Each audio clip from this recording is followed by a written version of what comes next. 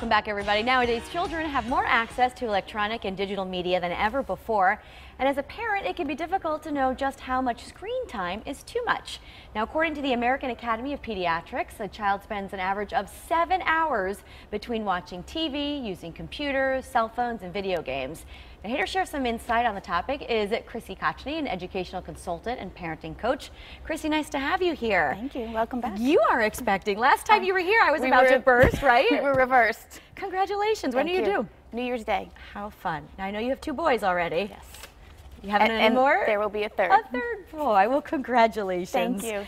So let's talk a little bit about the screen time here. 7 hours seems like a ridiculous amount of time to be in front of the screen. It is, and I think the most interesting thing is the American Academy of Pediatrics realized that they really had to revisit their guidelines because for the most part, technology is far ahead of researchers. It's just advancing and advancing. And so here they are, taking a step back and trying to maybe take a little bit of the guilt off parents.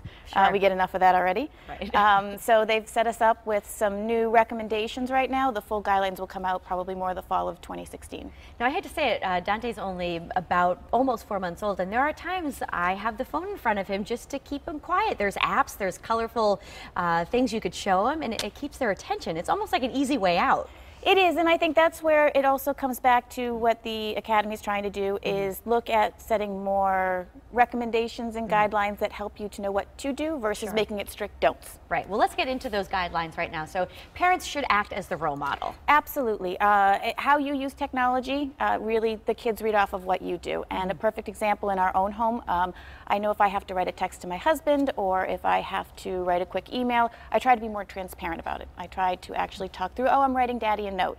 I'm checking to see if Daddy's leaving work and on his way home. So making it more so that they understand what's going on, and also just being aware and mindful of how much I'm using in front of them. Right, that makes sense. That kind of leads right into the next guideline, which was children need two-way communication.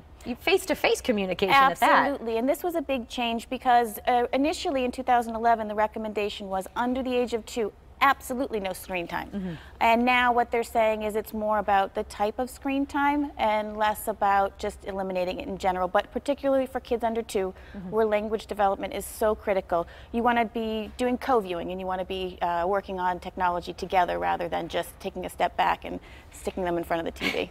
But there are apps and there are games you could find that can accommodate that, Absolutely, correct? and great resources.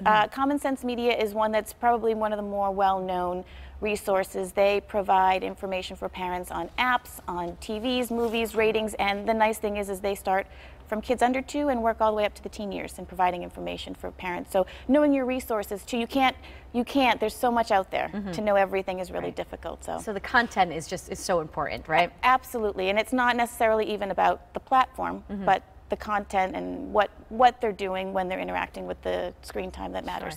And lastly, we really should get the whole family involved in this. Absolutely, and that's where having sort of your own parameters in the house. What works for your house might work differently in my house, and kind of setting that up and having those guidelines, setting screen-free times of day or screen-free times of week, screen-free zones. If you have older kids, having a set charging area where everybody, literally even the parents, put everything down at the end of the day, and everybody leaves it there before they go to bed, because we know again that there's a correlation between screen time use and sleep. So you want to be mindful of what they're doing and when they're doing it and how they're doing it. And bring out the books too, right? Absolutely. Very good. Chrissy, thanks so much for being here. Thank you.